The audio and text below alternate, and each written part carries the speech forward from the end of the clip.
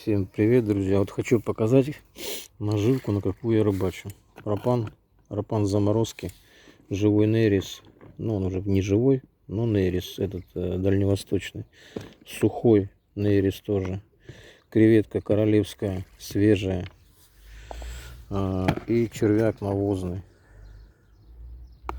Вот такое количество наживки и вид наживки я с собой ношу. Уже чуть-чуть рыбы есть. Караси, барабулька на донку. Караси на тирольскую палочку. Море шепчет. Море лежит. Приезжайте, рыбачьте.